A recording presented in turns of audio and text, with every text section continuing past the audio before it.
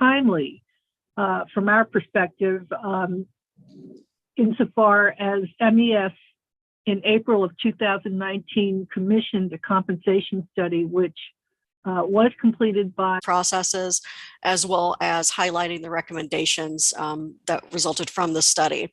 I'll talk a little bit about our implementation and ongoing support that is offered to you for the next year, just to make sure that you have the support and guidance that you need to have a successful implementation of the study recommendations.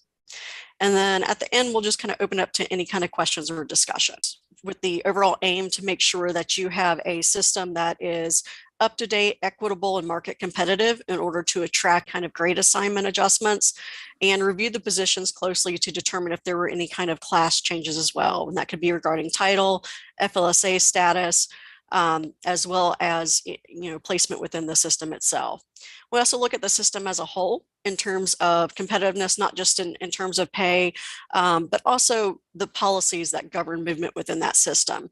So it's one thing to have, maybe another company right now, especially in this aggressive market, offering a higher salary, but should that person take that and are stuck at that salary for a long time, there's no policy that really governs professional growth, that's a competitive factor as well. That's good to be knowledgeable about from those peers and competitors. So that's part of our process too, and looking at not just those fine details of the pay number or even benefits, but also the policies that govern that system as well, and making sure that you have an overall competitive system which to encourage retention of your current employees and also to attract new talent.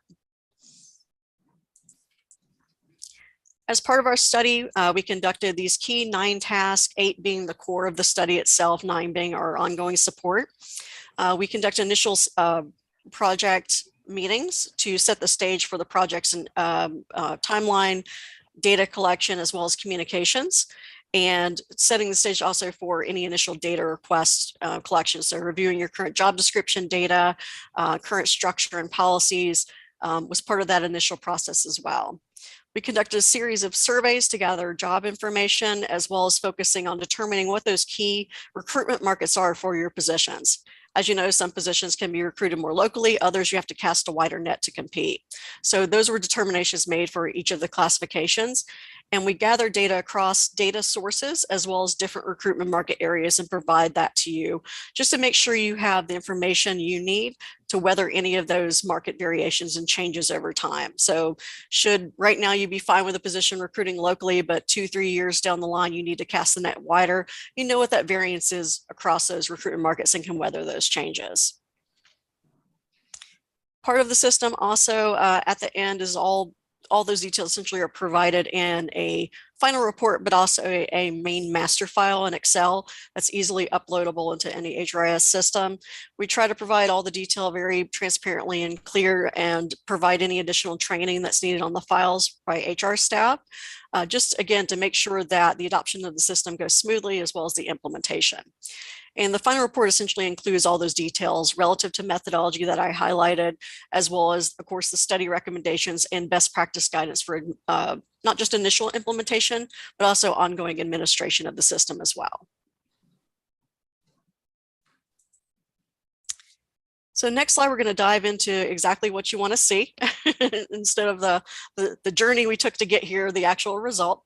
So we made a couple pay plans for your organization just to make sure that we have the workforce covered in terms of room for growth, flexibility of those pay plans, as well as market competitiveness within your different recruitment markets.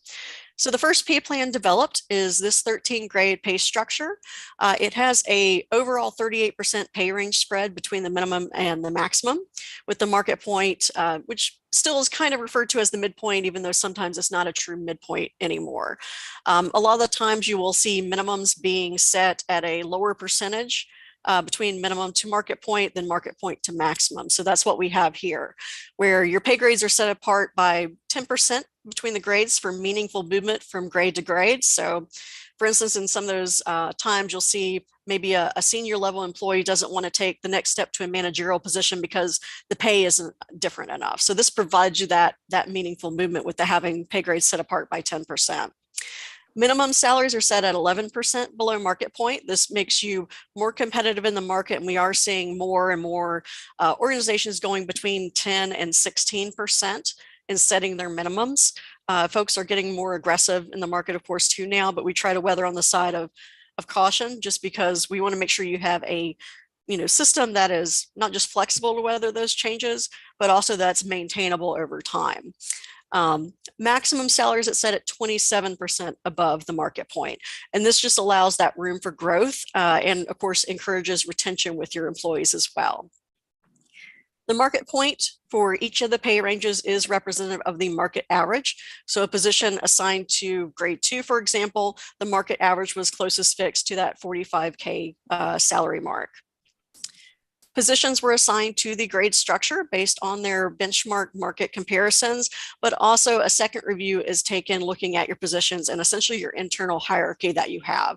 So making sure that it makes sense in terms of the market, but also your internal organizational structure, making sure that senior level employees aren't bumping into managerial positions, and that each grade makes sense for the comparable positions that are housed within each.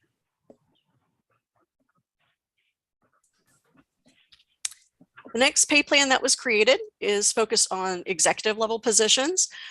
This is commonly broken out from main pay systems, just to, again, weather those kind of changes, and because salary differentials are considerably different.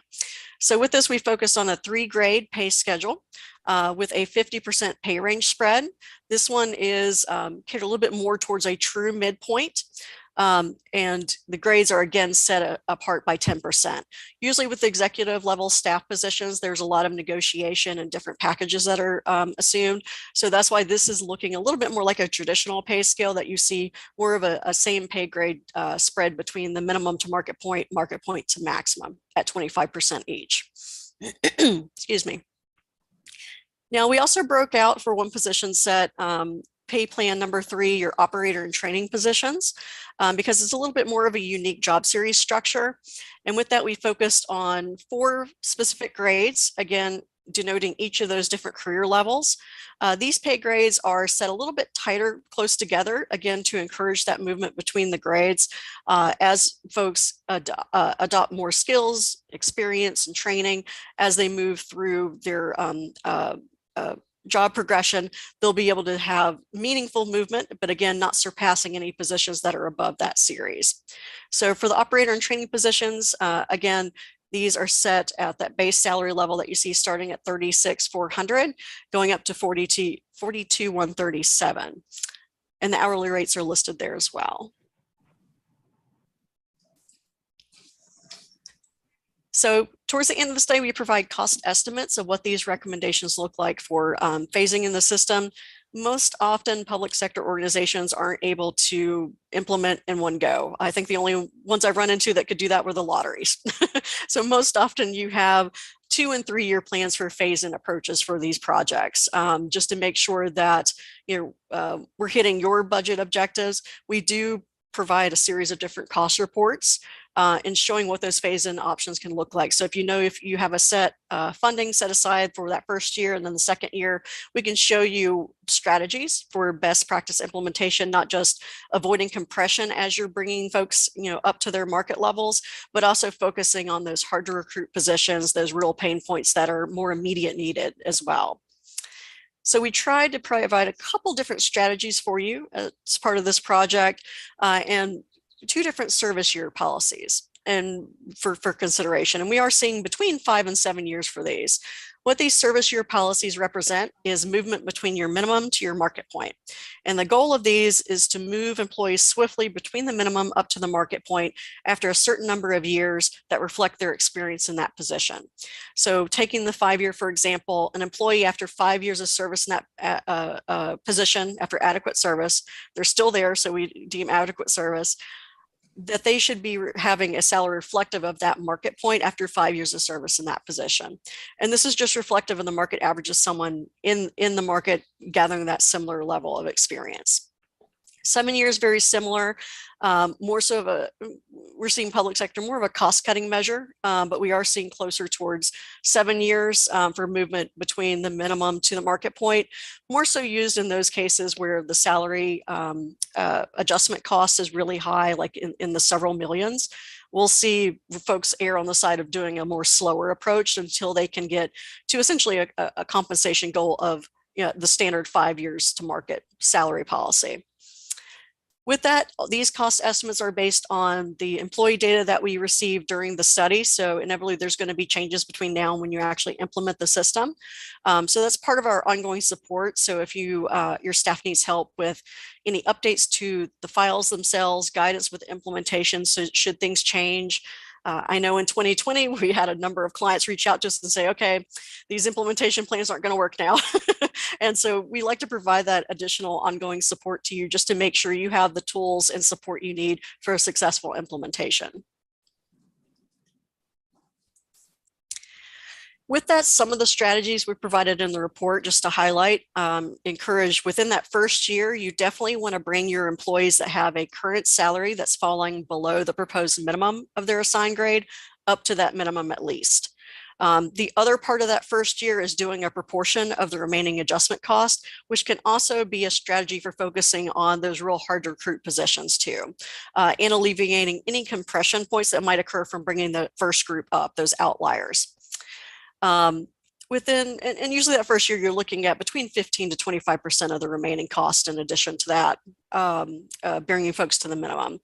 Again, second and third year can vary quite a bit just depending on what funding is available. Some organizations choose to just split it down the middle and do half and half.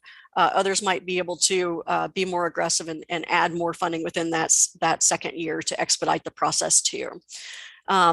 Either way, a systematic a process and timeline should be set for implementation just to guide these different phases, and to make sure, of course, with communications that staff really understand, what they can expect in terms of any kind of adjustments when they would see that, title updates, things of that nature.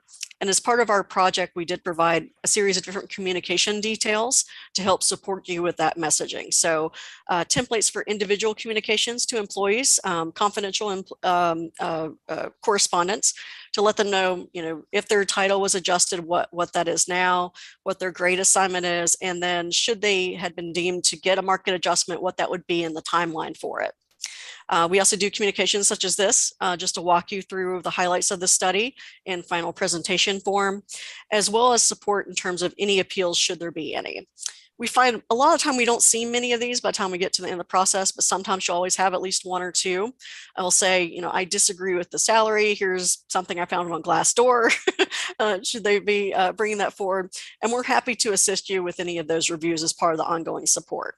So should someone bring that pay detail up, we're happy to take a look, but we also provided you a process to weather some of that too.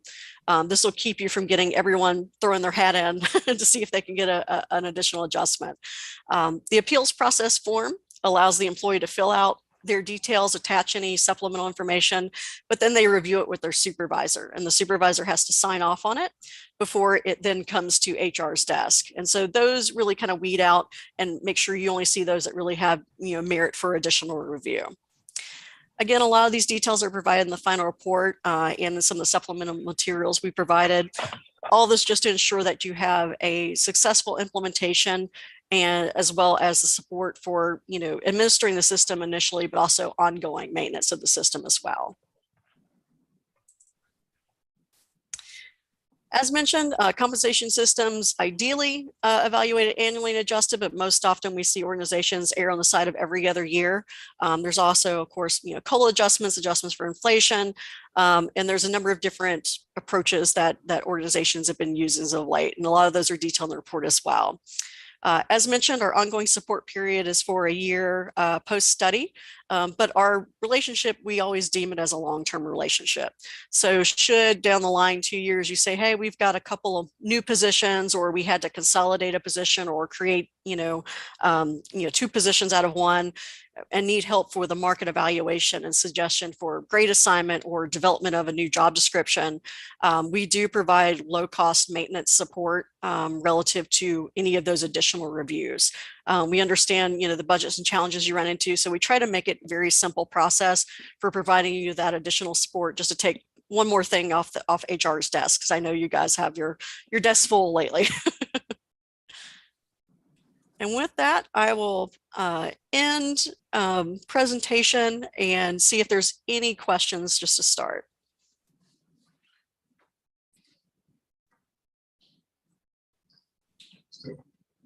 You can talk. Sloan. Do you have a question? No. One question, if no one else has one. You had mentioned with the pay detail in the evaluation process, is Glassdoor the only, say, other comparative scale or unit? I don't know what you call it, but is that the only one that they compare it to, or did they do others? With employees, when they do their own research, we'll see that, but also, and of course, that's employee reported, so we don't deem that a viable source. Sure. Sometimes they'll say, I'm in touch with someone, a friend at another, county or authority, and they say they make A, B, and C, and compared to their salary. And we find oftentimes in those discussions, it's really more of a communication touch point for HR with those individual employees to walk them through and understanding why they were assigned where they were. And most of the time, as long as their walkthrough really understand the process and why their position was placed where it's placed, and so they understand it's not really, even though it is a personal thing, these studies do touch every person or organization, it wasn't reflective of their performance, for example, or themselves. It is your market value of the position itself and where it falls in the scale. So most of the times when you have that touch point with them, they really understand the process and are accepting of the results. Okay, thank you. And as everyone on this call knows, you won't run into an employee that says, I'm paid just enough, or I'm paid too much. So there's always going to be, someone asking and trying to push, because the worst you can say is no. So that's why we give you that appeals process form, just to make sure you've got that tool in your back pocket to help guide. And again, only let some of those that have maybe strong enough merit get through so we can review those. Not often, but once in a while, we might have one position that sneaks through where in that last month of the study, maybe there was an evolution of the position, growth, a change, something, and it changes the recommendation. We don't see that often, but we have seen that once or twice in the past. So again, it's always good to have that process in place just in case.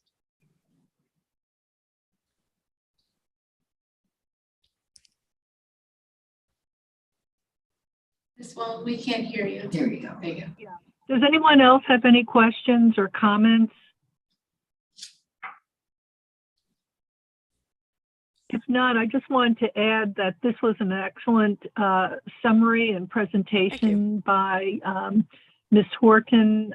I think it provides really excellent guidance for MES's HR department. So with that, I think we can turn to our next agenda item. All right, thank you for inviting me today. Thank you so much for your time. And with that, I'll turn the meeting over to Dr. Glass. So that presentation concludes the management team's work on the classification and compensation study. We've all reviewed it and worked on it for the better part of the last year.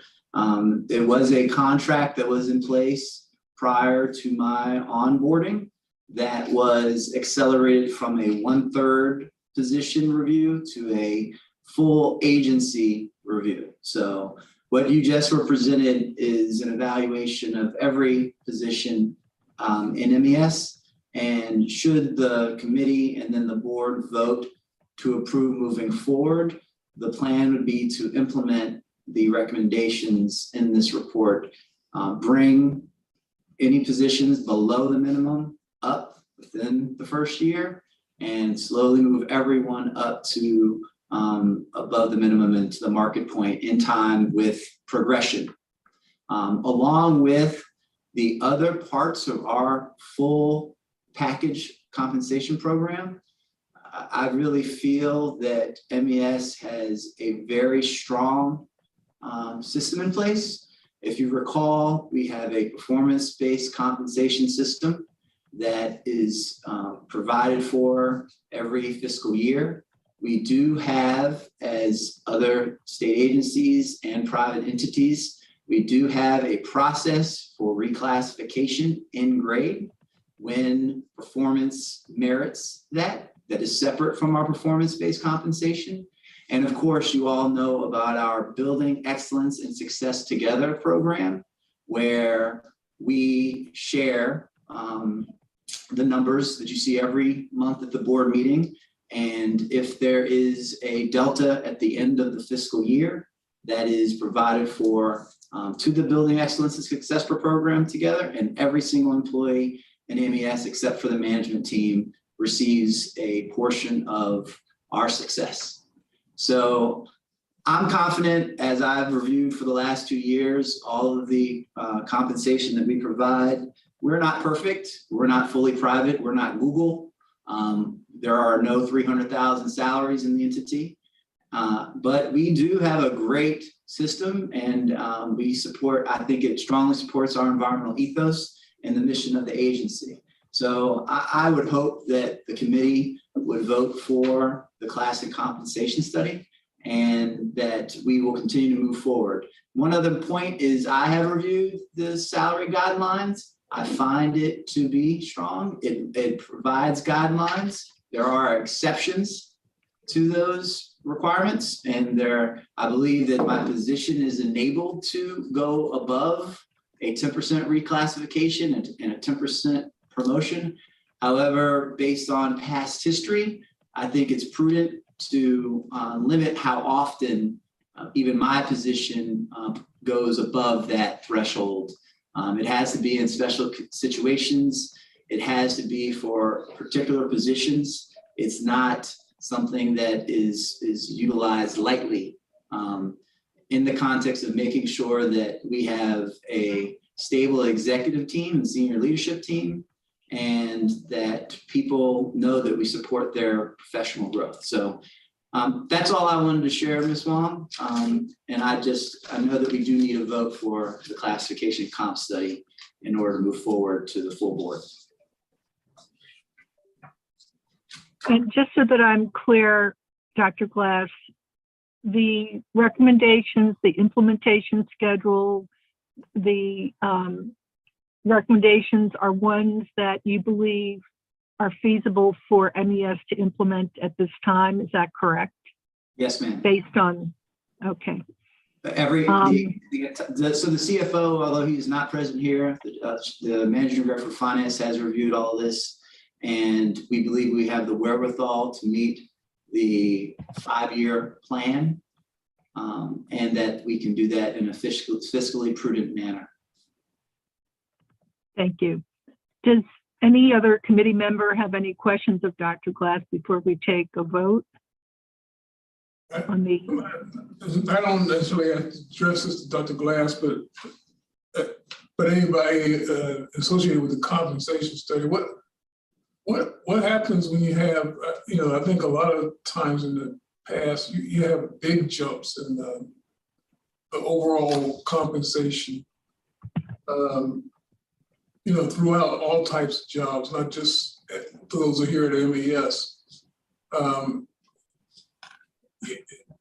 just wondering what happens then? Is the plan flexible enough to stretch or meet market conditions? This hasn't been addressed. Ms. Horton mentioned it, that other entities, and I was at a McCormick Schmidt presentation where McCormick Schmidt, being Fortune 500 company and one of the largest manufacturers in the state of Maryland, they actually do theirs every year. They do classic compensation studies every year, and with IT and engineers, they even do it more frequently than the year to stay competitive. But I would recommend, and I planned on trying to get us to a full evaluation every 2 years, or should the market conditions change, at least move back to the 1/3 of MES every year in a couple of years. So in approximately 2 years to move back to put out another procurement contract for a class and compensation study. And the board, especially the HR committee, and we can all discuss whether that frequency should be 100% of all positions every other year, or if we should go back to the cadence of 1/3 of the organization in 2 years per year, so that if there are large jumps and changes that our performance-based compensation does not keep up with changes in the market, that we would have that evaluation performed so that we know where we are. And if vacancies hasn't been the key telling us that we're doing poorly in some fashion, then we do get this study done every other year in some form or fashion. Yeah, I'm satisfied with that. I just wanted to make sure we have something in place, because every time I look at all those salaries, I was thinking about when I started at. I needed to start a little higher.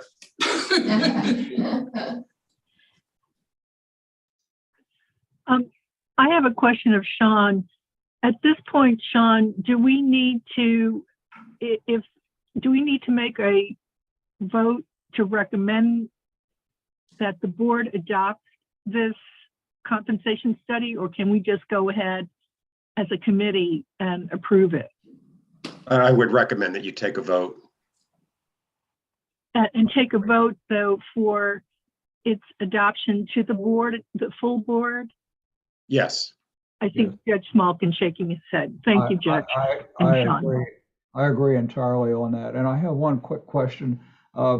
When would this go into effect? When it is, when the whole board, let's say next couple of days when we get together, vote on it and approve it, or at a particular date, let's say May the 15th or something like that? I just wanted to make sure when it will go into effect. The recommendation would be that the board approve it so that HR can start the planning for the implementation, and that it would be implemented in the fiscal year. So July 1st, we would implement it in the fiscal year. Right. It's not a one time at one beginning. It's going to go over a period of time. I understand that. So I just wanted to make sure what everybody, in case there's any question about when it'll go into effect, that might happen. There's a lot of work. There's a lot of work in implementation. Indeed so. Yeah.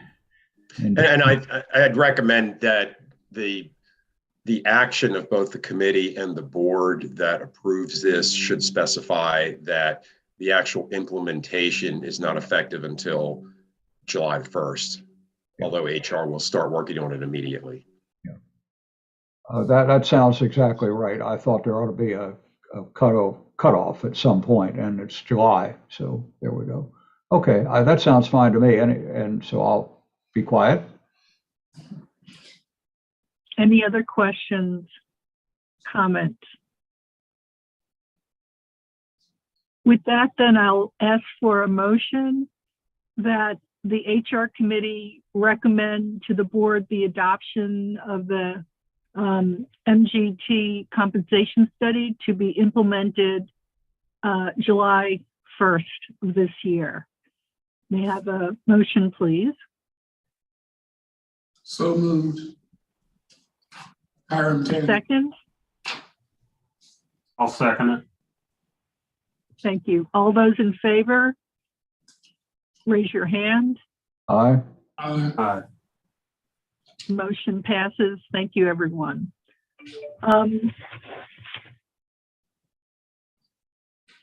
Dr. Glass, did you have anything further you wanted to add with regard to hiring and compensation practices? We plan to help support the HR committee in drafting a response letter to Mr. Babushi, and we'll work with Mr. Coleman and obviously Ms. Wong and then pass it through to Mr.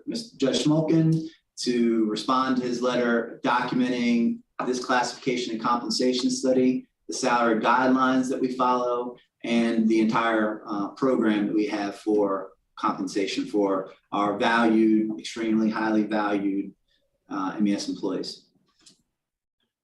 I do also want to add one note with regard to Mr. Babushi's letter, because he did also raise a question with regard to how job experience versus a degree requirement should be considered for the job classifications. And to that end, Mr. Coleman brought to my attention that last month, on March 15 of this year, the governor announced a new state initiative called STARS, which stands for Skilled Through Alternative Routes or Routes. This initiative is intended to formally eliminate, in certain cases, the 4-year degree requirement of certain state jobs. And based on this initiative, it seems appropriate that the HR department consider the governor's initiative for developing job classifications. So we're appropriate when, in lieu of a degree requirement, if job experience will be feasible to consider for qualification, it would be helpful for the HR committee to consider job experience in those situations. And Sean, do we need a vote on that, or is that something we can just ask the HR department to consider? You can, I think it's the sense of the committee that you would like the MES management and the HR department to review that. So you do not need to take a formal vote. Thank you. And certainly that can be referenced in our draft letter. Yes, Is there anything? I have, yes, Judge Smolkin. Just so everyone knows, not long after we got this letter, and I talked to the chief, as I call him, we decided to send a little something to him, to Mr. B, who is our person of interest here. And I just wrote something very short and in handwriting, sent it to him to tell him that we are looking at the matters that he has set forth, and that at an appropriate time we will get back to him with something that indicates that we have looked at these matters. So it's not time yet, but when it is, perhaps somebody in the HR department can work up a little something to be sent to him, because it ought to come out of the MES rather than me or any particular one, I think. So any question or comments on that one? Chief, is that okay with you? That sounds great. That sounds perfect. Okay. And when I did this, I said it might take some time because we are overlooking or looking at the various things that you have asked for. So he doesn't expect it to show up tomorrow or the week after. And the post office, it might take a little longer to get there. So it'll take a little while. And I haven't gotten anything back, and I don't think anybody's gotten anything back, have they?